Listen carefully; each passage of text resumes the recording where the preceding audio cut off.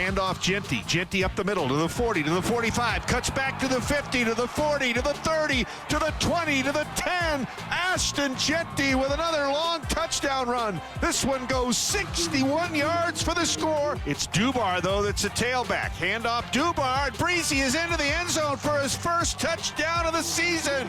Breezy Dubar from 2 yards out, and Boise State now in front 16-13 with 5:02 remaining. Swoboda gets the snap. Big rush in the middle. Swoboda is going to go down. A flag is down. Boise State has come up with the sack.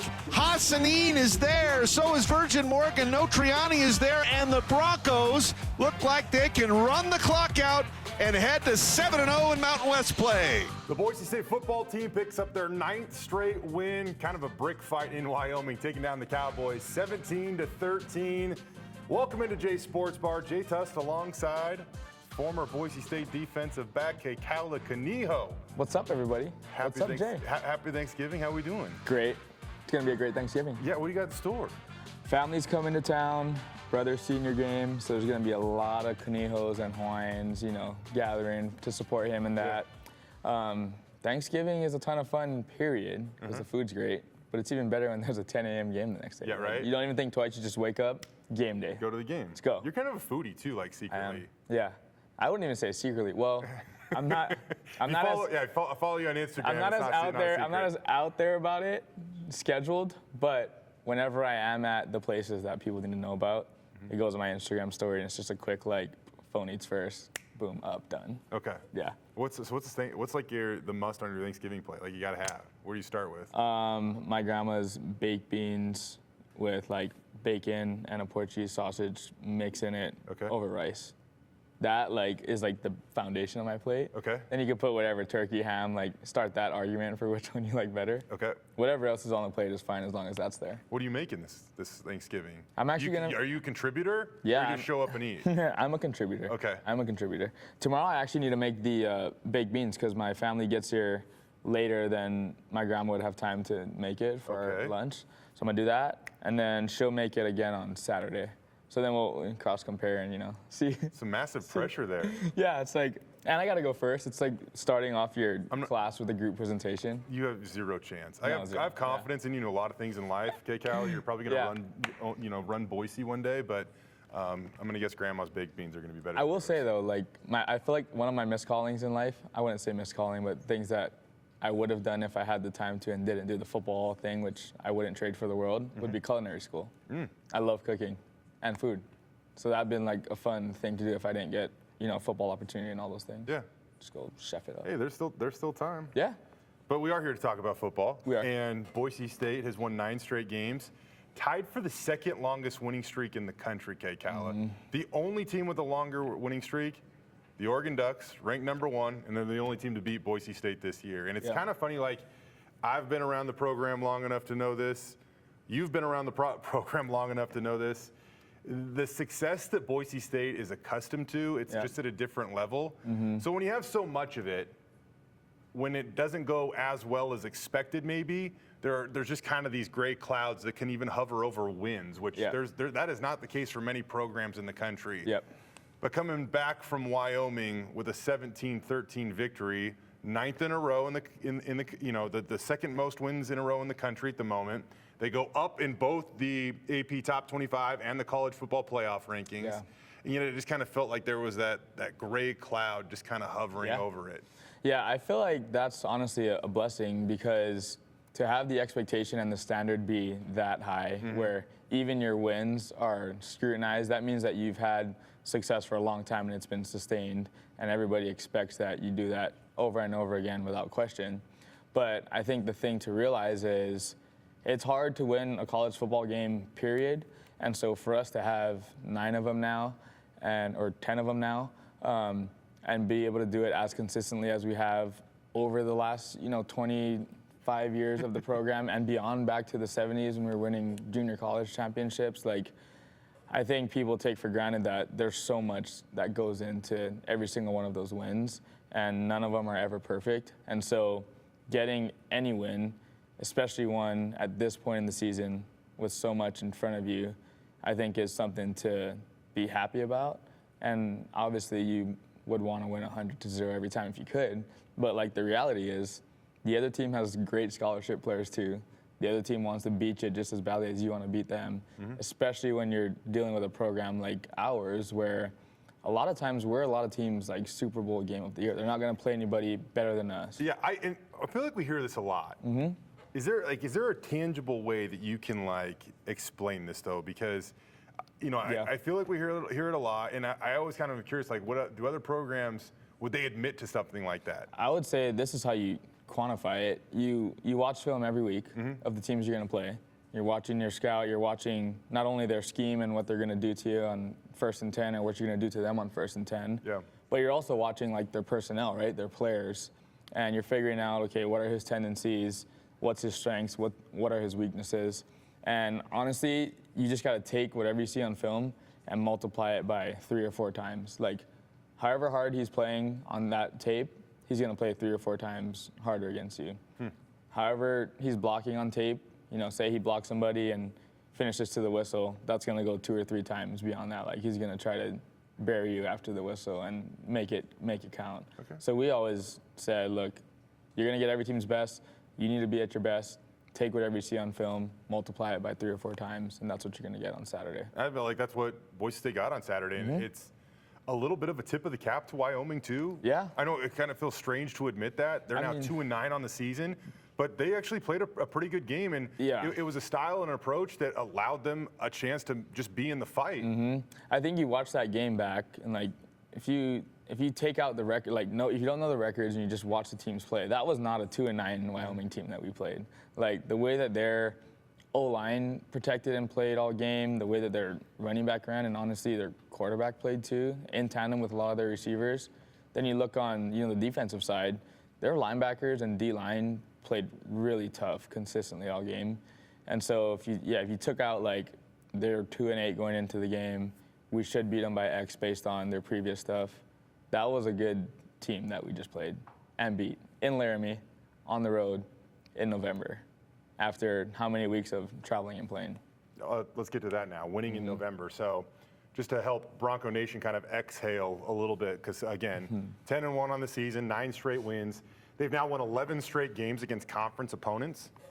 That is tied for that is the second longest active streak in the country versus conference teams. Okay. Only Tulane has won more consecutive games against teams out of the American Athletic Conference. That's their streak's at 19. Boise State's is at 11. So winning in November though, because I think this is another thing where coaches talk about it, players talk about it. We pass this on to the public, and it's almost kind of an eye roll thing, like, oh. How's winning in November any more difficult than winning in September? But the temperature starts to dip. If you're a school like Boise State, all of a sudden the pressure might start to mount because you're getting closer and closer to achieving that end goal of qualifying for a Mountain West championship, maybe winning a Mountain West championship, and then big bowl games beyond that if you kind of check all those boxes. On top of that, this is the time of the year where the wear and tear sets in. I mean, I talked about this after the San Jose State game, Kekaula, and on defense, how often, let me ask you this. In a typical defensive game, that's not a blowout, fairly a tight contest like the San Jose State game was, how many defensive bodies do you think you would kind of typically use in a game like that?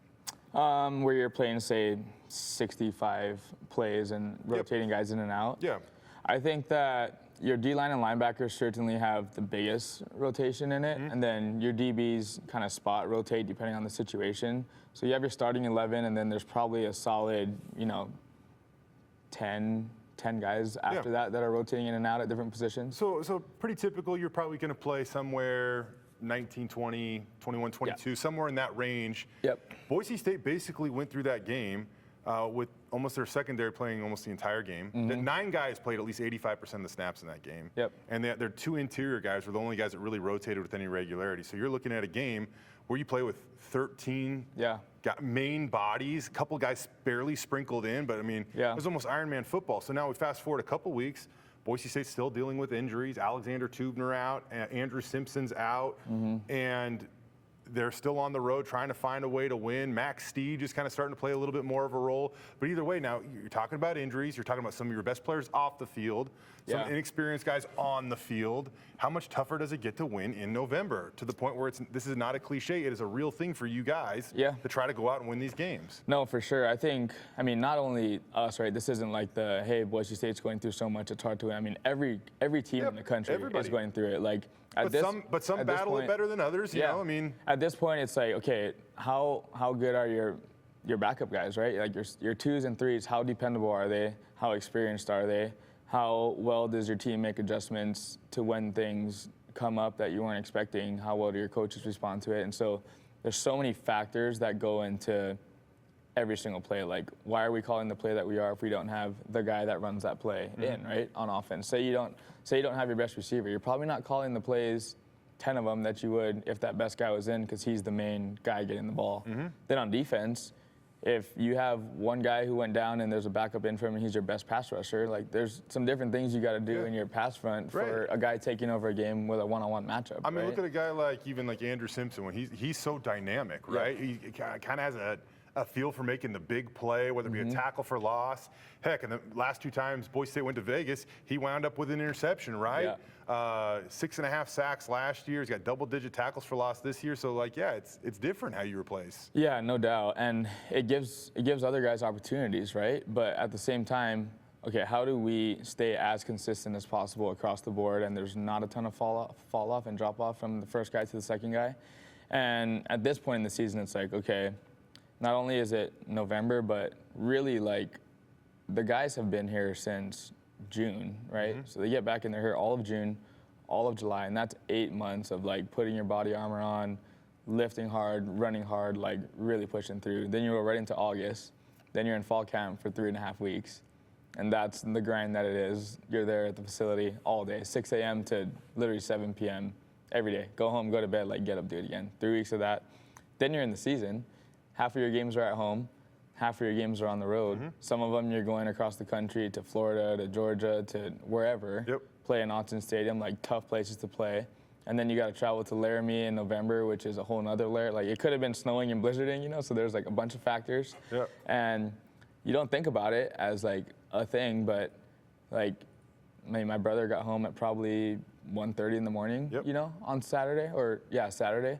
And it's like, you go from getting home at 1:30 in the morning to you got to get up and practice the next day or recover and do film. And, like, that, after 10 weeks, 11 weeks of that, that's what starts to build up too, right? It's all the stuff that, like, nobody sees on the ESPN screen. It's like, we want our guy to have the stats and the catches and the touchdowns and win by a bunch.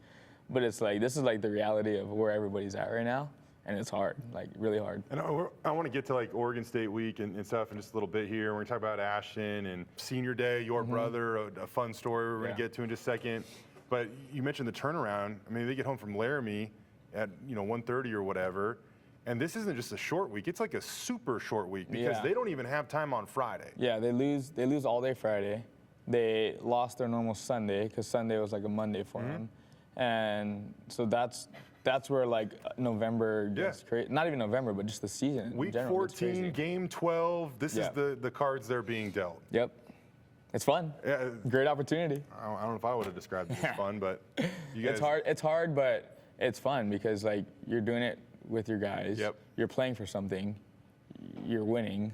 And you get to do it at home to finish it off, like, for your seniors. So, like, that part of it's fun. We're still all together, you know? I can tell you, though, it certainly seems like they're having fun over there because there's something that I've kind of noticed about this team that I feel like is a little unique now. On the offensive line, they appear to be getting closer and closer to full strength. And, you look at some of the injuries on this team, and I already mentioned Tubner and Andrew Simpson, and, Sire Gaines is a true freshman that's been out since the Portland State game, that he's getting closer and closer to being able to come back. And I think his presence would be so impactful because he's kind of that tough between the tackles runner that might just be able to take a couple of carries off of Ashton every game and keep him just a little fresher. But you look at guys particularly like Roger Carrion and Mason and Randolph on the offensive line. Roger returned last week, suffered an injury on the third play of the game at Oregon. Mason has been out ever since, late in the Georgia Southern game. I think it was like the 63rd out of 670 or something offensive plays where he got hurt. And in a typical season, that I've experienced that I've been here, those are guys that will probably already have their eyes set on next year, saying, I want a medical red shirt and save this year of eligibility. But that's not the case. These guys, Roger's already back. Mason's fighting like heck to get back. Yeah. And I think it says a lot about the culture and where the program is at and how much these guys really do care about each other, going beyond the fact that these are just cliches, that they are literally sacrificing a year of eligibility to come back and just play a couple of games at the end of this season. Granted, there's some big games ahead, but they are sacrificing a full season for just these few moments. For sure, yeah. I think it shows the alignment that we have from the top down, right? Like you hear Coach D every time he talk about how much he loves the guys and how much he loves being around them and loves his coaches. And you're going to have a good year when from the top all the way down through the coaches down to your last player on the roster, youngest guy.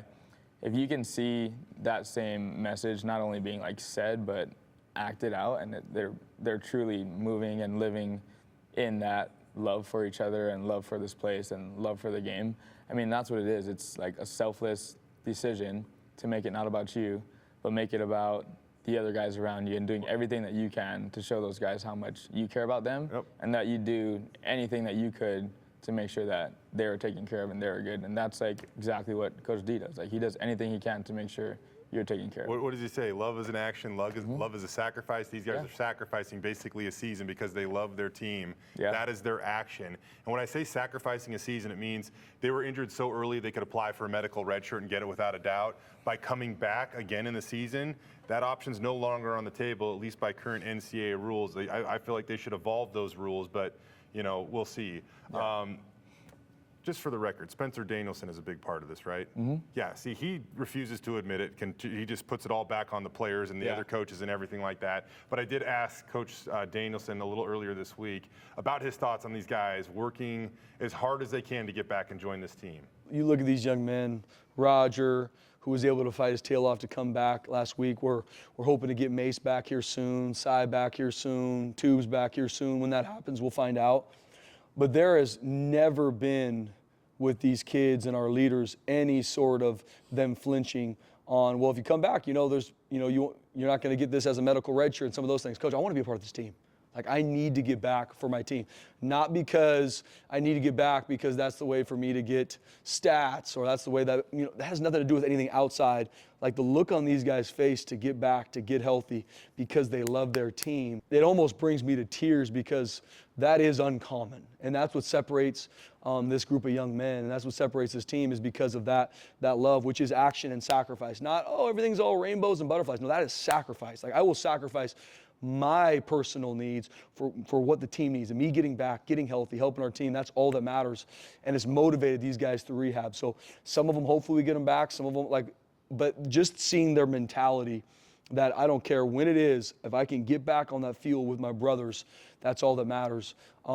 It's a testament to this culture. It's a testament to the players that lead it. I just can't take any credit for it, man. That's who these kids are. They love their teammates. Kind of on the injury front, there's also a difference between being injured and just being hurt. Yeah. Man, Ashton right now, I don't even know what that guy could possibly be feeling or going through. 275 carries this season. He's over 2,000 yards. He eclipses that mark against Wyoming. First FBS player to do that since 2019. You go all the way back to 2020. His 2,062 rushing yards are the fourth most in college football over the first 11 games of a season. I mean, we all know his numbers are insane. Yeah. He's insane. 19 carries, 169 yards, and a touchdown against the Cowboys.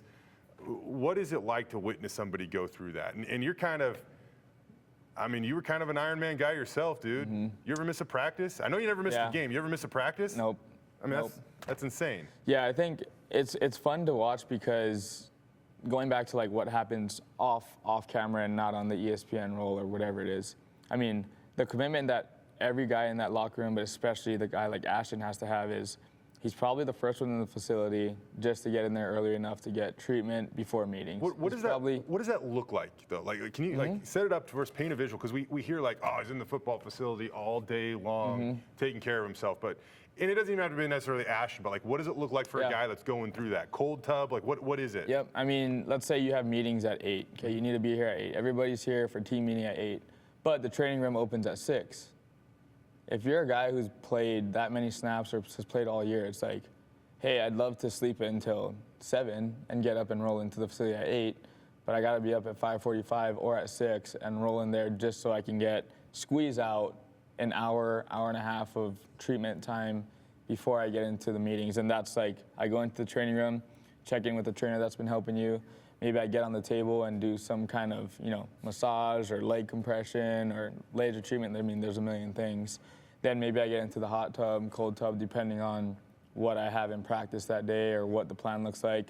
Maybe I'm doing exercises like PT exercises where I'm maybe riding the bike and then I'm doing some kind of ladder or I'm doing, something to get activated where I need to. And if you're, banged up bad enough, I mean, maybe it's literally just like you lay on this table and you don't think about anything for an hour and you sit here in these massage boots with your feet up. Maybe you watch some film and hang out, but just like decompress, de-stress, try to get all of the stress out of your body so that you can heal the proper way and let the machines and the trainers and all the people do these things on you. But it's like making the decision to, okay, I could sleep in until 7:30, or I can show up early and make sure that I'm dialed in and I commit to the training room the way that they'll commit to me when I get in there. And then you go through meetings and practice and the whole thing, and then you're probably back in there for another 2 hours doing post-practice stuff, which is probably a whole nother, method to what pre-practice was. Say pre-practice is a hot tub to get warmed up. Maybe now post-practice is you're in your cold tub and you're doing your stuff to really get the swelling out, get blood flow back going again, and figure out what that balance is.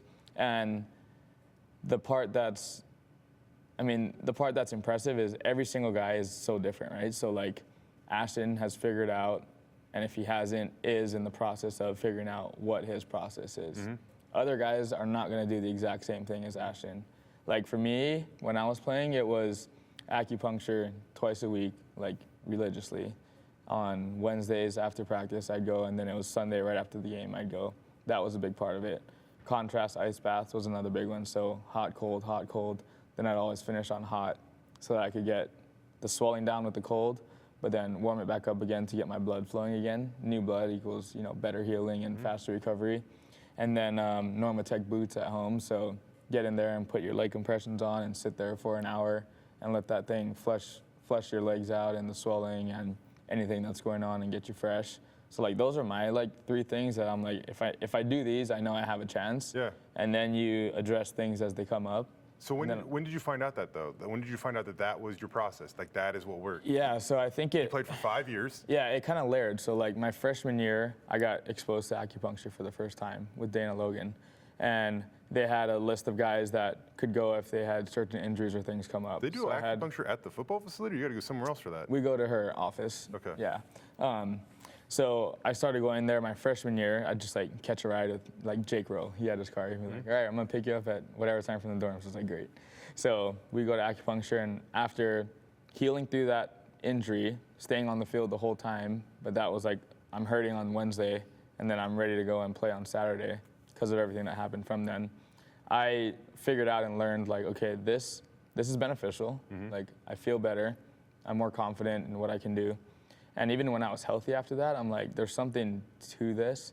So even if I'm not injured or banged up, I'm still gonna keep going to keep my body aligned and functioning and trying to be proactive about that. So that was freshman year. From then, I never looked back. 2 times a week during season, 1 time a week in the off season, which was all summer, all spring, 1 time a week at least. So you get really dialed in there. And then actually in talking with Dana, she was the one that mentioned more of a heat therapy for blood flow and keeping your circulation good. So don't finish on cold tub, instead finish on hot tub. So I'm like, cool, I'll try that. My second year or whatever. And it's this works great. Okay. I'm gonna do that. And then you figure out what your routine is for the Normatex, and I would try different times a day that I'd get in the compression boots, and I figured out like probably do it at night once I'm like fully wound down and settled and not gonna be on my feet at all after. That was the best time to do it. So those are like my 3 kind of like rehab methods. And then on top of that, I had my personal like nutrition plan that I followed. So I'd eat normal, real ingredients like organic food through the week, lean protein like a ground turkey or a chicken or sometimes, you know, fish or steak. I'd always do white rice because I'm Hawaiian, so it's like white rice is the only thing we do for our starch. And then some kind of like roasted vegetable or fruit with that. And I'd do that, you know, Sunday through Friday. And then day before the game, I would go vegan. So no meat, no dairy. No dairy was the biggest one. Okay. But I felt like that helped keep me, like the lactic acid feeling you get in your muscles where your legs feel like really heavy and you just feel kind of sluggish. If I went vegan with just like a 48-hour gap or, you know, 36-hour gap before the game, I feel like that feeling would go away because it was so clean and there was no like inflammatory things in the dairy coming into my body. So I could just be quick, reflexive, a lot more fresh. Like my cardiovascular endurance felt really good. Like I would rarely get tired during the games. But I figured that out my like 4th year. So it took me time to even get to that point. Yeah. But that's like all part of building your process, you know? You try different things and it's like, that worked, like that sucked. So like funny. that did not feel good. Like I'm not doing that again. I wanted to talk to you about this, and I knew that it was going to be complex and complicated, but I didn't know that you even had. I mean, I should have guessed that you would take it to a whole nother level. Yeah, it matters. I mean, like, It matters? if you wanna be out on the field and like contribute, I couldn't just like roll out of bed and not do all those things and be the best guy that I could be for the team, and that's what I had to do. But I mean, seriously, so we just spent some time talking about that. Ash, maybe not the exact process, but Ashton's doing something similar. Yeah, and whatever it is for him, I mean, he's a lot more physically gifted than I ever was, and so maybe it's not, Well, not just all you. the things. Most humans that walk the earth, that's okay, Kekaula. Yeah, 100%. And so, you know, for him, maybe there's a little less he needs to do in one facet of things, Right. but more he has to do in another facet for whatever it takes for him, right? So you figure out like where your weaknesses are, I guess, in your process or Let me ask you this. in your game, and then you address them. And we do talk about this a lot on this show, and it's the Heisman race, and he's up for the Heisman, and I think he should be the Heisman, and I'm sure you're right there with me. But what does that process look like and I'm really not trying to discredit anybody here, but I just trying to get some perspective.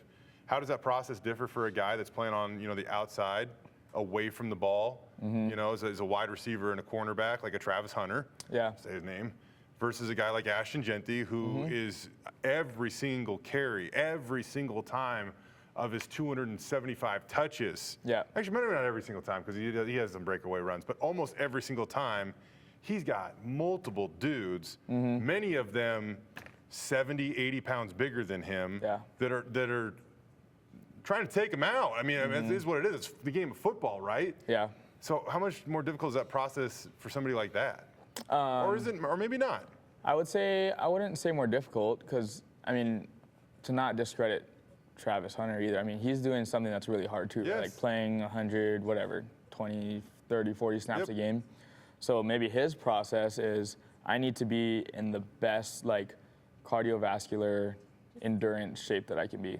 I'm not going to be taking the pounding like Ashton is, but I'm going to go twice as much on the field and have to run 60 yards and cover a guy and come back. But Ashton is as you said at the beginning of this, everybody's different. I get the process, everything. So I get it. Yeah, and Ashton, on the other hand, it's like I'm going to be in a car accident every week. So like I need to keep my weight on, keep my strength on, but at the same time recover enough, right? So maybe it's going harder in the weight room because you can control every part of those movements and it's stagnant, and then lighten up on what happens in practice because you don't want uncontrolled errors and things that come up that might lead to, you know, risk during the week that you don't want to take. So you place your bets on whatever you know you're gearing up for. For Ashton, it's like, okay, I'm going to hold the ball 30 times at least this game.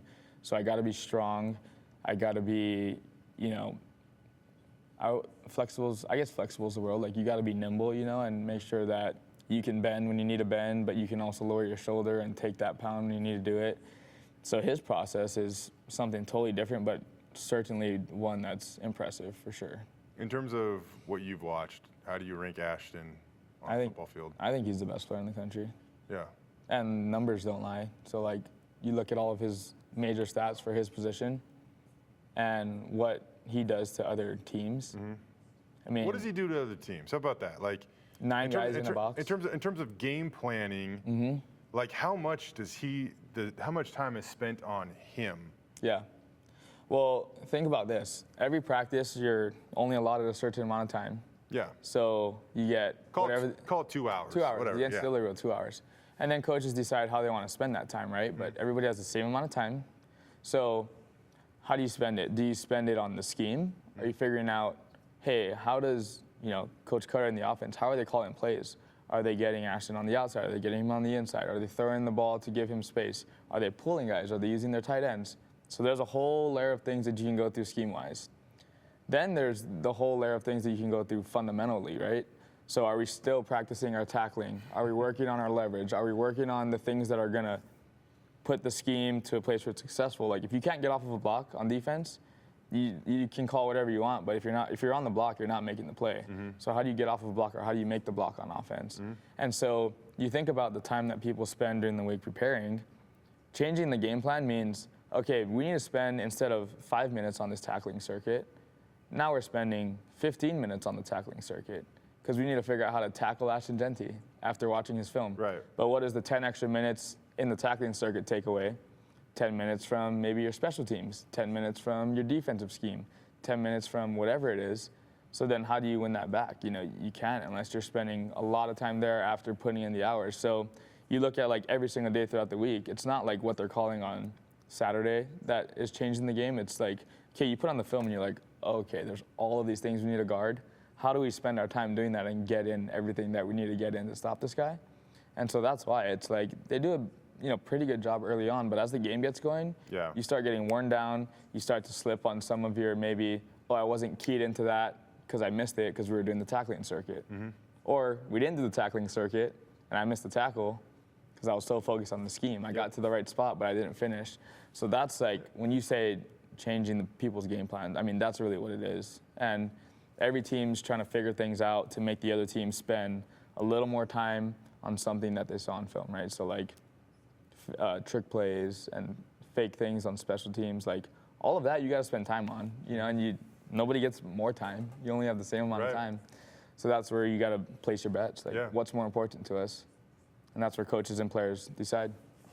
Ashton Jeanty gets a lot of time devoted to him, and you talk about later in the game, start to break. You're not kidding. The numbers are there too. Numbers don't lie. Ashton Jeanty, 601 rushing yards in the fourth quarter this year. I know it doesn't only lead college football this year. It's the most by anybody over a full season since at least 2016. And I'll try to go back further and see if I can find that. But just for fun, we're going to hear from some of the offensive linemen about running the ball in the fourth quarter, and as they call it, taking guys out to deep water. Take a listen. We've done a good job. It's been fun. It's been fun because, especially like last week, everyone's a little tight and a little like, man, when are we gonna get going? And you just look at those guys and we're like, hey, what do you guys want to run? They're like, just anything. Just keep running the ball. It's one of those things where like that playing in the trenches is such a physical and mental demand. Like you can just kind of feel, even though it may not result in a big carry, you can just kind of like feel it as you're executing your assignment. And that's where those guys, like, they're looking for that. Like, they're trying to find that. So, especially the older guys that, him and Cage have had enough reps. Where, like, when we run inside zone, like, they know how to run inside zone. They've done it 100 times. So now they're kind of playing that game within the game and seeing if they can, establish themselves and take the game over. 100%. Every team wants to come out and they're all fired up. They're playing the Broncos, but it's hard the last 4 quarters with any team. But I think, especially us, I think we have this idea that they're going to break, and we just got to keep chipping away, keep swinging that hammer is what we always say. And I know by the fourth quarter that they're not coming off blocks like they used to. They're kind of putting their arm out, hoping they won't get yelled at on the sideline kind of thing. And we take them out to deep water, see if they can tread. And just to let you know, Bronco Nation, talking with Spencer Danison too, these are Ashton Jeanty's final games on the blue. Now, talking with Spence a little bit further, it's not like they've necessarily had a conversation where Ashton has definitively said what he's doing next. But I think everybody, he's like, just by sitting, watching, he's clearly an NFL draft pick. And so these are your last two opportunities, Friday against Oregon State in the Mountain West Conference Championship game, to watch what we could be seeing, arguably the greatest player in Boise State football history, play on the blue. So your opportunities are running out. He's a junior. He's not going to necessarily take part in senior day. Spencer Danielson made the decision to reserve that for seniors. Ashton's going to get his moment. We'll see what that is. But Friday is about senior day. Yeah. Your little bro. Senior already. It's crazy. Little bro's already a senior. Yeah. Kekaula Kaniho. What's that like to think about? I would say it's went by a lot quicker than my career did. Yeah. I mean, I feel like I played 5 years, with the COVID year, and honestly, people say like it flies by, but I felt like when I was in it, it was like there were some days that were so long and some months that were like, this is the longest thing ever. But then, I get my brother here with me for the last 2 years that I play and kind of watch him grow into his role. And looking from the outside in and obviously being close to him still and living together, doing all the things, I feel like it's flown by for me to just watch him kind of develop into the person that he's become and what his role on the teams have been, and just seeing how he kind of responds and handles everything that's been thrown his way. So I'm super proud of him and doing something that not a lot of people do, period. But then, like, when you look at our home and where we came from and our family, like, there are so many people that never kind of capitalized on their opportunity and made the most of whatever that was. But I know that he's done that in full capacity, and he's had to do things that have been really hard and challenging that are certainly going to help him with what's next. He's a dad, too. Yep. I mean, he's spent a lot of time away from his kids. And if you spend any time around Kaniho, you know how much he loves his kids, right? Yeah, for sure. I mean, it's been 5 years of not being with his kids. Like, he's parenting them the best he can, like, through FaceTime. And, seeing them 3, 4, 5 times a year for when he goes home or they come up here. And so he sacrifices a lot to be here and be on the field at, whatever capacity it is. But seeing the behind the scenes, it's like, yeah, this is what builds you into whatever's next, and just keep putting that foot forward. Another thing that I don't think people understand too is, like, he could make some easy decisions to either satisfy football or family right now, and he's trying to do it all because he knows that it's going to better his family down the road. And I commend your little bro. I think he's awesome. And I know that you guys are like super, super close now. You guys always eat dinner together. Yeah. You live together. Yep. Has it always been that way? It hasn't, no. So, like, before you guys got to Boise State, he got here, what, 2-3 years after you? He got here my senior year, so I was here. Okay. Oh, geez. I was here going on to my 4th year. Okay. Because when I was a senior in college, he was a freshman in college. Same thing in high school. Okay. Senior in high school, freshman in high And then school. you got your bonus COVID year, so you got to spend that extra year with him. Yeah. Okay. Yeah. Yep. So what was the dynamic like before you got to Boise State? Yeah, I would say being younger and less mature and not in the same life stage, like, we clashed a lot because we're both so competitive, and he wants to be hanging out with me and my friends. I'm like, I'm gonna do my own thing and you go hang out with your friends. But then we're, close enough in age where we can play and compete together, but we're like far enough in age where it's like, I should be winning this because I'm big bro, then he wins and it's a whole fight, like, why is little bro beating me? So there's that. So I would say, I mean, we've always been close for sure, and like we've always had a really special bond, but I wouldn't say it's the same as it is now, because there was a lot of just like 2 boys in the house, right. Like teenage boys that are all doing the same things all the time. So when did you kind of come to the realization that you actually like loved him? And missed him? Yeah, when I left. Yeah. When I was like, oh, this sucks, sitting in my dorm room, like none of my family's here. My brother's here who... You're going from Hawaii to Boise, Idaho in December. I'm like, I can't just walk down the hallway and like hang out with my brother who seemed like annoyed me a lot of times, or, whatever. And it's like, wait, those were all like the moment, like those are the good old days. Like those were the moments that made us, who we are. And I think appreciate more our relationship, and I think it's helped like where we're at now, having that time with each other to be like, okay, we know what it was like to just be like immature, young, and just like acting out that way. But now when we can choose like whatever it is we want to do, and we choose to live together, you know, he chose to come here and for us to be together. I choose to sacrifice whatever I can to help him and his family. And so now it's like we're really best friends and kind of choose to do all of those things together. So how did you get over it? Like, you're sitting here in Boise, Idaho, and you're like, I miss my little bro, right? So like, how do you? I would say. Yeah. How do you communicate? Or do you even communicate it? Are you even willing to do that? You know? Like, Yeah, I would say we showed it to each other, or at least I felt I did to him, and how I supported him even from afar. Yeah. So he was going through his, you know, high school football journey, and then had his daughter in high school. And even though I was afar and away, like we've had phone calls and FaceTimes and texts and things where I was still giving him a lot of, you know, advice and perspective from my shoes, even though we weren't in the same place together. But it's like, I still care about you and love you so much, even though we're not here physically, that like I'm gonna pour back into everything that I can to see you be the best that you can be.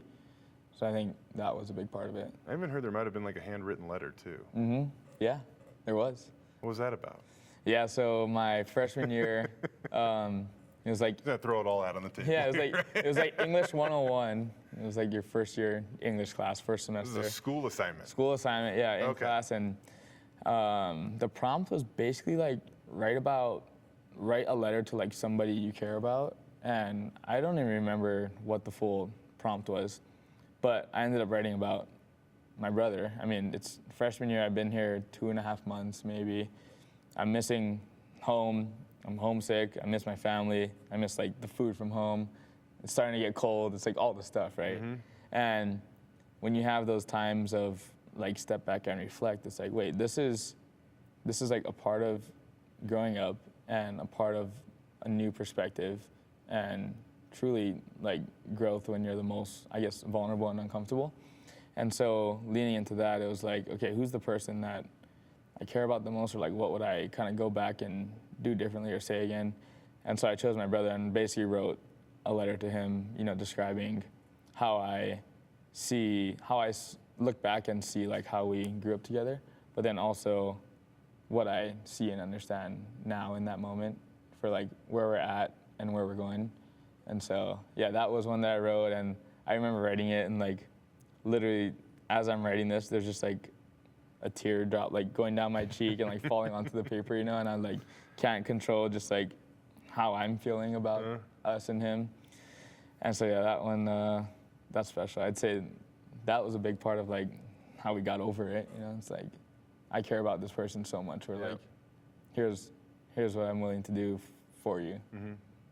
Technically, Kaniho could have another year of eligibility left, but I mean, kind of just the way that it's been ever since this has been a thing.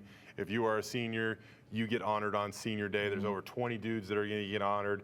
Kaniho is going to be here.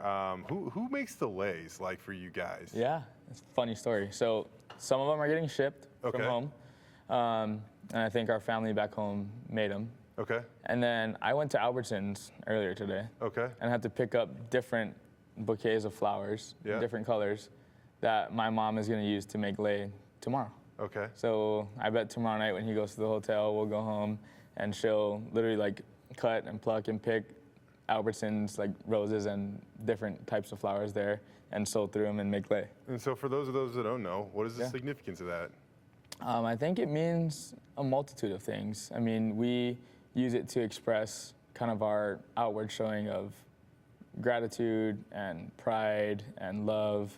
And like tomorrow it'll be, hey, we're so proud, or on Friday, like, hey, we're so proud of you. And like you earned and deserve everything that you did. Or, you know, it's at a wedding, it's like, hey, we love you so much and you guys. And it's like, congratulations, love you, very proud of you. And it just holds this, you know, special kind of spiritual and emotional connection to that person or the event that's going on. So you shed a tear writing the letter, what, 5 years ago now? Something like that? It's been 7 years. 7 years? Yeah. Oh my This is gosh. 2017. I know. Holy cow. You're dating me. You're dating me right now. I feel old. You're gonna shed a tear tomorrow? Or excuse me. Senior day, Friday, Oregon State? I wouldn't say so, no, because I mean, this is like, I feel like it's celebratory, you know, like you went through this journey, you completed things, you finished it, and now Like the best things are in front of you. I'm older and more sentimental than you. When his kids like run up and hug him, I'm probably going to be like, oh gosh, I've known him for so long. Yeah. It's been such a journey for him. And yeah, it's exciting for me. It's like you're going to get all of that full time, you know? Yeah. So.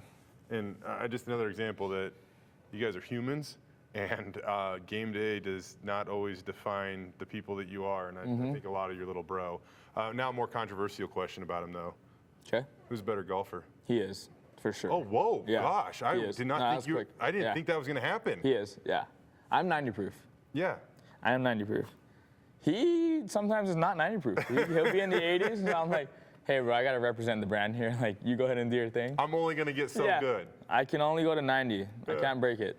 But no, he's a really good golfer. And honestly, naturally, like, I wouldn't even say that he's never done a lesson. Yeah. He's kind of self-taught, self-made, but just like an athlete. He'll go out there and be like, okay, that didn't work. Like, let me try this. And next thing you know, he's like, Boom. 84, Yeah. 82. I'm like, what is happening? I try to go actually get Okay, lessons. now he does sound like the annoying little brother again, I guess. That's what I'm saying. But you know what? It's great. Yeah. Because I'm like, if we're in a scramble, this shot's on you. Boom. I'm good for like 2 putts, 2 putts around. Everything else, get us there. Yeah. It's great. We usually wrap up the show with a little preview of Oregon State. They just got a big win over Washington State. And it is even more significant because now it puts them within 1 win of bowl eligibility, which prolongs their season, right? And so they have to come to Boise and get that win. Otherwise, the Beavers are done playing football in 2024. Boise State, as we mentioned earlier, up to 11 in the college football playoff rankings for the 2nd straight week. They are in a position to get that first round bye, which means they could, play Ohio State. At the moment, maybe an Arizona State, the Fiesta Bowl, the Rose Bowl, some of those sites completely on the table for Boise State. So they're playing for a lot. But you look at this game, this matchup, what stands out to you? How do you think it goes? I think it's going to be a physical game. I think Oregon State's going to come in here and try to make a statement early and capture a lot of the momentum that we have had this season, but, with everything going on the senior game. So I think they're going to throw all of their punches at us because for them, this is their last hurrah to see what's next for them. But I think we're going to rise to the occasion too and, hit right back or try to still hit first.